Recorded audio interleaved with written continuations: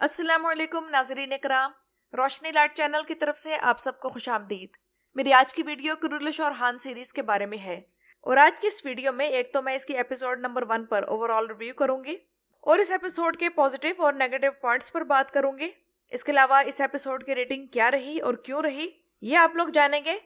और नाज़रीन इकराम, ये रिव्यू ऐसा होगा कि इसके बाद आप लोगों के लिए फैसला करना आसान होगा कि इस सीरीज को देखें या ना देखें। तो आइए चलते हैं आज के रिव्यू की तरफ। तो इस एपिसोड में सबसे पहली चीज जो मैंने नोट की वो नई बैकग्राउंड साउंड्स थी। आप में से वो व्यूअर्स जो मेरी वीडियोस रेगुलर देखते हैं उन्हें याद होगा कि मैंने इसी माह एक वीडियो बनाई थी जिसमें मैंने ये तजवीज दी थी कि कुरुलिश उस्मान के 3-4 साउंड्स को रखकर इस सीरीज की बाकी तमाम साउंड्स नई होनी चाहिए। तो देखे मोहम्मद बोजदैक ने भी यही किया कि उस्मान सीरीज के सिर्फ 3-4 साउंड्स कुरुलिश और हान में शामिल हैं और बाकी सब नई हैं और एक से बढ़कर एक हैं। इस एपिसोड में एक और अच्छी तब्दीली ये लगी कि फीमेल किरदारों को बाउंड्रीज क्रॉस किए बगैर लिखा गया। मोहम्मद बोजदैक ने वाकई सख्त मेहनत की है और कुरुलिश उस्मान में की जाने वाली गलतियों को रिपीट किए बगैर और हान सीरीज को बेहतर बनाने की कोशिश की है। और इस एपिसोड में बेस्ट परफॉर्मेंस और हान, उस्मान, शाहीन शाह और फ्लेवियस की थी। और बेहतरीन चीजें जो इस एपिसोड में लगी वो ये हैं कि नंबर 1, मोहम्मद बोजदैक और दूसरे राइटर्स ने सिनेरियो के लेवल मेंटेन रखा। नंबर 2 ये कि पहली एपिसोड में किरदारों के इंट्रोडक्शन पर ज्यादा तवज्जो रखी गई और लड़कियों के ज्यादा सीन्स नहीं थे। इसके अलावा नंबर 3 यह कि हम कुरुलिश उस्मान में इस चीज से बहुत तंग थे कि उसमें लंबे लंबे डायलॉग्स के साथ बोरिंग सीन्स हुआ करते थे, लेकिन इस सीरीज की पहली एपिसोड में ऐसा नहीं था और हर डायलॉग जरूरी था। और जिस तरह मोहम्मद फातिल और सुल्तानी ड्रामा सीरीज देखते हुए हमारा दिल नहीं करता कि हम किसी भी सीन को स्किप करके आगे बढ़े, तो और हान सीरीज की ये एपिसोड देखते हुए हमारी सेम यही सिचुएशन थी। इसके अलावा डायरेक्शन भी बहुत उम्दा थी, हर चीज का बिल्कुल एक नया अंदाज था, लेकिन सिर्फ एक चीज अच्छी नहीं लगी, वो इसका फिल्टर है। और अब आते हैं नाज़रीन इकराम इस सीरीज के किरदारों की तरफ। तो सबसे पहले जाहिर सी बात है कि औरहान पर बात होगी। तो औरहान में कुछ ना कुछ जवान उस्मान भी है और ये चीज तो वक्त साबित करेगा कि ये उसका डेवलप्ड वर्जन है या नहीं। और अगर जाहिरी शक्ल सूरत की बात करें तो मेरे नजदीक तो ये बहुत बड़ा फर्क है इस औरहान और पुराने औरहान में। लेकिन मानना पड़ेगा कि मर्द की अदाकारी बहुत अच्छी है। और उसके बारे में एक और अहम चीज ये है कि किसी भी नए किरदार में सेट होने में किसी अदाकार को टाइम लगता है, लेकिन यहाँ ऐसा महसूस नहीं हुआ।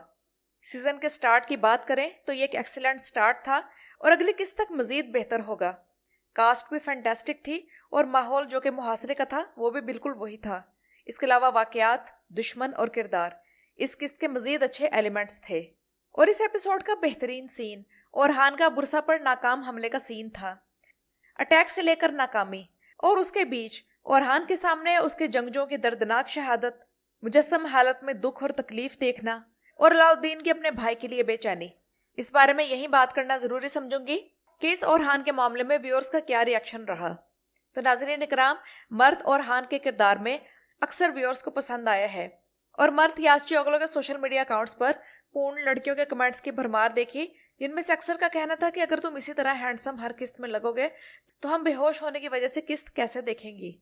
जबकि औरहान के बाद जिस किरदार ने सबसे ज्यादा हमारी तवज्जो अपनी तरफ किए रखी वो शाहीन शाह है। मुझे तो ये दिल शारतुल के सीजन 1 के कुर्द ओगलो का भाई लगा और कोई भी इसमें और एक लूमड़े में फर्क नहीं बता सकता।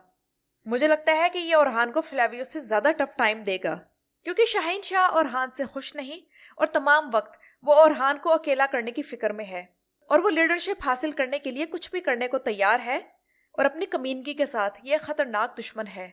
आने वाले वक्त में इन दोनों की आपस की टेंशन बढ़ेगी। लेकिन औरहान के बाद उस्मान के किरदार ने दिल खुश कर दिया और उस्मान के बूढ़े किरदार के लिए इससे अच्छी चॉइस नहीं हो सकती थी।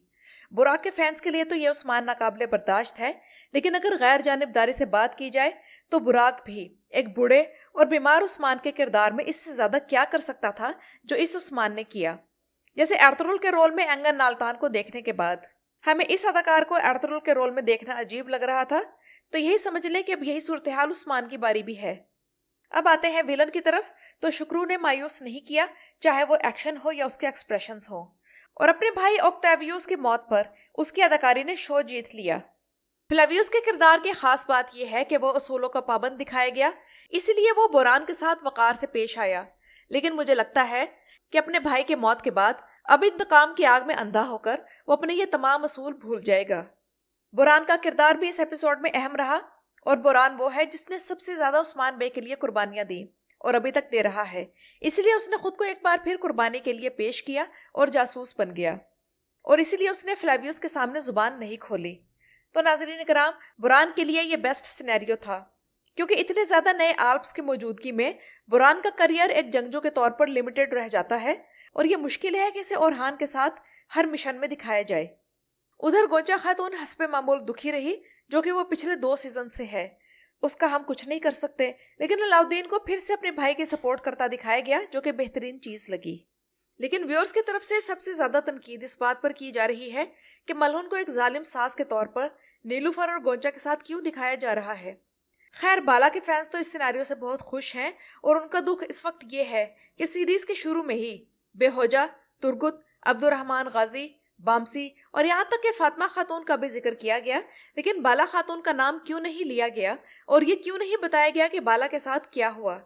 तो वैसे तो इनकी ये डिमांड ठीक है, तो यहाँ मेरा अंदाजा है कि किसी अगली किस्त में बाला के बारे में भी बता दिया जाएगा। लेकिन मलहून को तो उस्मानियों के जाने दुश्मनों से भी ज्यादा बड़ा विलन दिखाया गया है, जिसका काम हर वक्त ताने देना और अपनी बहुओं को डांटना और कंट्रोल करना है। क्या दौलत अना अपनी बहू को बे औलाद होने का इस घटिया अंदाज में ताना दे सकती है? ऊपर से इस अदाकारी की अदाकारी भी कोई ऐसी खास नहीं, तो मलहून के किरदार पर राइटर्स को खास फोकस करने की जरूरत है। और नाज़रीन इकराम, अब आते हैं इस एपिसोड की रेटिंग की तरफ। तो कुरुलुश और हान सीरीज की इस पहली किस्त ने साल 2025 में तमाम चैनल्स पर दिखाए जाने वाले नए ड्रामों में अब तक किसी भी पहली किस्त की बेस्ट रेटिंग ली है, सिवाय एक सीरीज शाह तकरलार के। तो 4.95 रेटिंग का मतलब है 5 रेटिंग, तो ये अच्छी है। और सीरीज देर से शुरू हुई, इसलिए चंद किस्तों में ये अपनी जगह बनाकर उम्मीद है कि इससे ज्यादा रेटिंग ले लेगी। इसके अलावा आप लोगों को यहाँ यह भी बताते चलूं कि 12 से भी कम घंटे में यूट्यूब पर ओरहान सीरीज के इस पहले एपिसोड के 1 मिलियन व्यूज हो चुके थे और अब तक इस एपिसोड के 2.8 मिलियन व्यूज हो चुके हैं। और बुध वाले दिन जब इसकी पहली एपिसोड रिलीज हुई तो उस दिन व्यूअर्स का इंटरेक्शन इतना ज्यादा था कि उस दिन 20,000 ट्वीट्स की गई, क्योंकि जाहिर सी बात है कि ये एपिसोड कई पॉजिटिव चेंजेस के साथ तारीखी थी। और आखिर में नाज़रीन इकराम, मैं यही कहना चाहूंगी कि बगैर कंपैरिजन के इस सीरीज को एंजॉय करें, क्योंकि कंपैरिजन एंजॉयमेंट की मौत है। और ये चीज कि मेरा अदाकार तुम्हारे अदाकार से अच्छा है या मेरी सीरीज तुम्हारी सीरीज से बेहतर है, इसे छोड़ दें। हाँ, ये चीज नॉर्मल है कि आप पिछले ड्रामों को मिस करते हैं क्योंकि इससे हमारी यादें जुड़ी होती हैं, लेकिन इसका मतलब ये नहीं कि किसी नई तारीखी सीरीज को हकीर बनाना शुरू कर दें। और अभी तो इस सीरीज का सिर्फ आगाज है, जो जो ये आगे बढ़ेगी इसमें बेहतरी आएगी और सीरीज मजीद इंटरेस्टिंग होती चली जाएगी। तो नाज़रीन इकराम, ये तो थी मेरी आज की वीडियो। और हान सीरीज की पहली एपिसोड आप लोगों को कैसी लगी मुझे कमेंट्स में जरूर बताइएगा। मेरी वीडियो देखने का शुक्रिया।